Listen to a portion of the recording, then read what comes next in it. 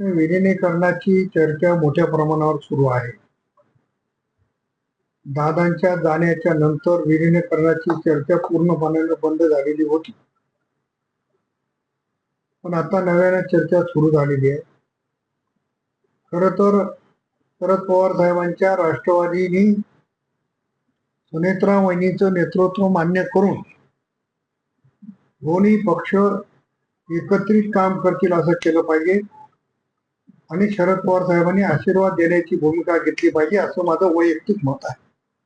राष्ट्रवादी शरद पवार गटाचे प्रदेशाध्यक्ष म्हणत आहेत की अशी कोणतीही चर्चा नाही, विलीनीकरण होणार नाही. चर्चेला फुल स्टॉप झाला होता, परंतु आता नव्यानं परत चर्चा सुरू झाली आणि आता चर्चा सुरू झाल्या असेल तरी माझ्यासारख्या कार्यकर्त्याचं मत आहे की आदरणीय पवार साहेबांनी आशीर्वाद देण्याची भूमिका घ्यावी आणि राष्ट्रवादीचं नेतृत्व आदरणीय सुनेत्रा वहिनीने करावं. सुनीता मुख्यमंत्री व्हावेत असे देखील तुम्ही म्हणत. हा काही विषय नाहीये. देवेंद्र फडणवीस साहेबांच्या नेतृत्वामध्ये सरकार स्थिर आहे, प्रगतीच्या दिशेनं काम करते आहे. त्याच्यामुळं या गोष्टीवर भाष्य करणं पण उचित होणार नाही असं मला स्वतःला वाटतं. जिल्हा बँकेची निवडणूक सुरू आहे, काही बिनविरोध आले, आता आज प्रचारात नाजोजी बोललात, काहीच नाही. राहिलेले सगळे पॅनलचे मंडळी पूर्णच्या पूर्ण निवडून येतील.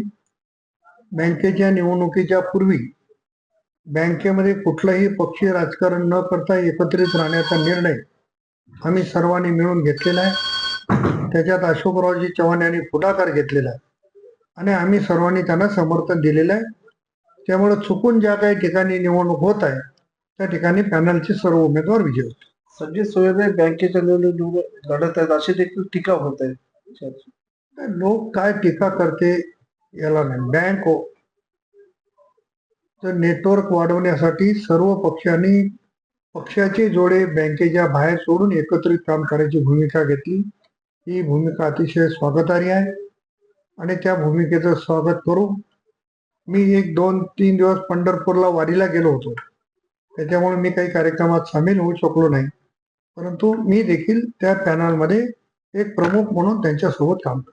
आपली आणि आपल्या चंदेची बिनविरोध निवड झाली, अशोक चव्हाण साहेब बिनविरोध करण्यासाठी कुठे अपयश ठरले का? मुदखेड, भोकर मध्ये नाही, असं काही झालं नाही की माझं बिनविरोध झाला आणि त्यांच्या मतदारसंघात त्यांनी सगळ्या जिल्ह्याचं पाहताना आणि शेवटी कधी पण कुठलाही नेता एखाद्या गोष्टीवर विश्वास ठेवतो, त्यांना वाटलं विश्वासानं होईल, पण दुर्दैवाने ते झालं नाही. झालं नसेल तरी त्या मतदारसंघात अशोकराव चव्हाणांनी सांगितलेले आणि जिल्ह्यात सांगितलेले सगळे उमेदवार विजयी होते.